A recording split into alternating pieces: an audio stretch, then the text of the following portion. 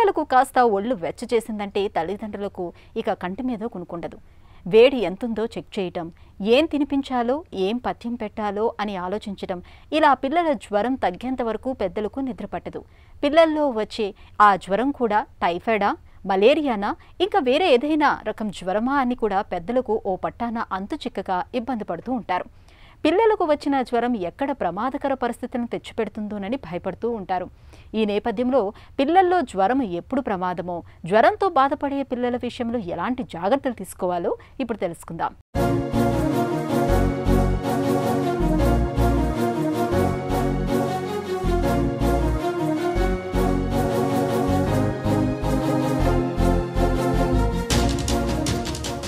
వాతావరణం మారినప్పుడల్లా పిల్లల్లో జలుబు, గొంతు నొప్పి వంటి ఇబ్బందులతో పాటు జ్వరాలు కూడా ఎక్కువగా వస్తుంటాయి. వీటిలో చాలా జ్వరాలు వాటంతట అవే తగ్గిపోయినా కొన్ని జ్వరాలు తీవ్రంగా, ప్రాణాంతకంగా పరిణమించవచ్చు. నిజానికి జ్వరం వ్యాధి కాదు. మన మెదడులోని హైపోథాలమస్లో శరీర ఉష్ణోగ్రతను నిర్దేశించే కేంద్రం ఉంటుంది. దాన్ని థర్మో రెగ్యులేటరీ సెంటర్ అంటాం. ఇన్ఫెక్షన్ సోకినప్పుడు ఆ కేంద్రం ఎక్కువగా స్పందించి శరీరం వేడెక్కుతుంది. ఒక్కోసారి జ్వరం తీవ్రమైతే థర్మో రెగ్యులేటరీ సెంటర్ విఫలమై శరీర ఉష్ణోగ్రత విపరీతంగా పెరిగి అత్యవసర స్థితి సంభవిస్తుంది. సాధారణంగా సాయంత్రం అయ్యేసరికి పిల్లల శరీర ఉష్ణోగ్రత 1 డిగ్రీ పెరుగుతుంది. శరీర ఉష్ణోగ్రత 98.4 డిగ్రీల ఫారెన్హీట్ దాటితేనే దాన్ని జ్వరం వచ్చింది అంటాం. సో ప్రతిసారి మనం పిల్లలకి ఒళ్ళు వెచ్చబడగానే అది జ్వరం కాదండి యూజువల్గా. So temperature more than 100.3 degree centigrade ఉన్నప్పుడే మనం పిల్లల్లో జ్వరం అని చెప్పి అనుకోవాలండి. ఇప్పుడు 1 సంవత్సరం పిల్లలు లేదా 6 నెలలు పసిపిల్లలు ఏంటంటే వాళ్ళు ఏం చెప్పుకోలేరు, అంటే ఒళ్ళు వెచ్చగా ఉందా, జ్వరం వచ్చిందా ఏంటి అనేది. యూజువల్గా న్యూ బార్న్స్ లేదా ఇన్ఫాంటైల్ ఏజ్ గ్రూప్ ఏంటంటే మెయిన్ వాళ్ళకి డల్ అయిపోతారు, ఫీడింగ్ ఇంటేక్ సరిగ్గా తగ్గిపోతుంది, ఎక్కువసేపు మగతగా నిద్రపోవటము, ఇవి ఉంటాయి మెయిన్ ఇన్ఫెక్షన్స్ అండి పిల్లల్లో. సో మనం చేతులు కడుక్కోకుండా పిల్లల్ని పట్టుకోవటము, లేదా వాళ్ళకి సరిగ్గా నిప్పులు అనేది క్లీన్ చేయకుండా వాళ్ళకి ఫీడింగ్ సరిగ్గా ఇవ్వటము. సో అందువల్ల ఏంటంటే ఆ చెమట రీజన్లో ఉండటం వల్ల అది సోర్స్ ఆఫ్ ఇన్ఫెక్షన్. మనం బయట ఎక్కడో తిరిగి వచ్చి పిల్లల్ని పట్టుకుంటాం, అది సోర్స్ ఆఫ్ ఇన్ఫెక్షన్. సో ఇవన్నీ జాగ్రత్తలు తీసుకోవాలి. కొంచెం ఇన్ఫాంటైల్ ఏజ్ గ్రూప్కి వచ్చేసరికి ఏంటంటే పిల్లల్లో జ్వరానికి మెయిన్ వైరల్ ఫీవర్స్ లేదా బ్యాక్టీరియల్ ఇన్ఫెక్షన్, యూరిన్ ఇన్ఫెక్షన్, ఇవన్నీ కారణాలు. సో దోమకాటు వల్ల వచ్చే ఫీవర్స్, డెంగీ కానివ్వండి లేదా మలేరియా కానివ్వండి, లేదా ఇప్పుడు బయట పిల్లలు ఈ రోజుల్లో గోబీ మంచూరియా బయట అవి తింటున్నారు. సో దానివల్ల టైఫాయిడ్ ఫీవర్ వచ్చే ఛాన్స్ ఉందండి. పిల్లలు జ్వరంతో ఉన్నప్పుడు ఒళ్ళు వేడిగా ఉండటంతో పాటు జలుబు, దగ్గు, తలనొప్పి వంటి లక్షణాలు కనిపిస్తుంటాయి. ఈ సమయంలో పిల్లల శరీర ఉష్ణోగ్రతను తగ్గించటానికి ఒంటి మీద బట్టల్ని తీసివేసి తడిగుడ్డతో తుడుస్తూ ఉండాలి. చల్లటి నీళ్లలో ముంచిన మెత్తటి గుడ్డను ప్రతి 5 నిమిషాలకోసారి నుదురు మీద వేస్తూ ఉండాలి. పిల్లల్లో జ్వరం తగ్గటానికి పారాసిటమాల్ మందు వాడితే సరిపోతుంది. 5 ఏళ్లు పైబడిన పిల్లలకు ప్రతి 3 నుంచి 4 గంటలకోసారి ఒక పారాసిటమాల్ టాబ్లెట్ని ఇస్తూ ఉండాలి. జ్వరంతో ఉన్నప్పుడు పిల్లల శరీరంలో ఎక్కువ క్యాలరీలు ఖర్చవుతాయి. పిల్లలు నీరసించిపోతుంటారు. ఇలాంటప్పుడు పిల్లలకు పళ్లరసం, మజ్జిగ, లస్సీ, కొబ్బరి బోనాల లాంటి ద్రవాహారాల్ని తరచూ అందిస్తూ ఉండాలి. జ్వరం తీవ్రత ఎక్కువగా ఉన్నప్పుడు, ఫిట్స్ ఛాయలు కనిపిస్తున్నప్పుడు, వాంతులు లేదా విరేచనాలు అవుతున్నప్పుడు, శ్వాస తీసుకోవటంలో ఇబ్బంది పడుతున్నప్పుడు పిల్లల్ని వెంటనే ఆసుపత్రిలో చేర్పించాలి. మెయిన్ పిల్లలకి జ్వరంగా ఉన్నప్పుడు చేయాల్సినవి ఏంటి అంటే కనుక ఒకటండి, చల్లనీళ్ళ కింద ఇది చేయటము అవన్నీ చేస్తుంటూ ఉంటారు. మెయిన్ ఏంటంటే చల్లనీళ్ళతో కాకుండా తడిగుడ్డ పెట్టి తొడవాలండి. ఆ క్లాత్ అనేది తీసుకొని కొంచెం తలనీళ్ళలో ముంచి బాబు మీద పిండి అప్పుడు తడిగుడ్డ పెట్టి తుడిస్తే it is a correct way of treatment.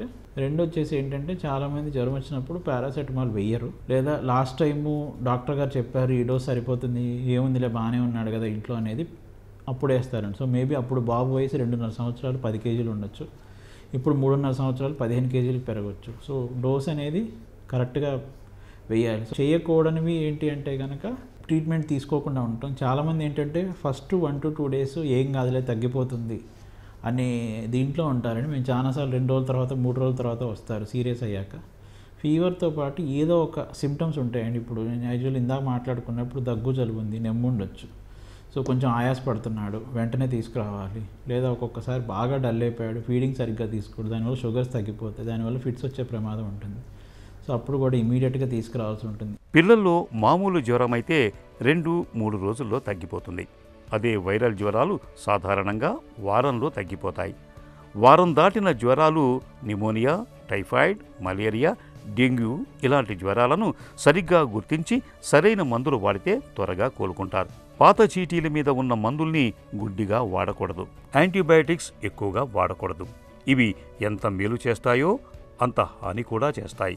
జ్వరం ఎక్కువగా ఉంటే గోరువెచ్చని నీటిలో మెత్తని గుడ్డను ముంచి ఒళ్ళు తుడవాలి. తరచుగా నీళ్లు, ఇతర ద్రవాలు తాగిస్తే శరీర ఉష్ణోగ్రత అదుపులోకి వస్తుంది. జ్వరం ఉన్నప్పుడు అసలు పథ్యం పెట్టకూడదండి. ఎందుకు అంటే కనుక యూజువల్గా జ్వరం అంటే ఏంటంటే యాక్చువల్ ఇందా డిస్కస్ చేసుకున్నప్పుడు ఇన్ఫెక్షన్ వచ్చినప్పుడు దానికి బాడీ అగెనిస్ట్గా ఫైట్ చేస్తుంది. సో ఆటోమేటిక్గా మన బాడీ బేసల్ మెటబాలిక్ రేట్ అంటే బిఎంఆర్ అనేది పెరుగుతుందండి. సో దానివల్ల ఏంటంటే మనకి ఇంకా ఎక్కువ ఫుడ్ కావాలి. So body requires more of metabolic nutrients.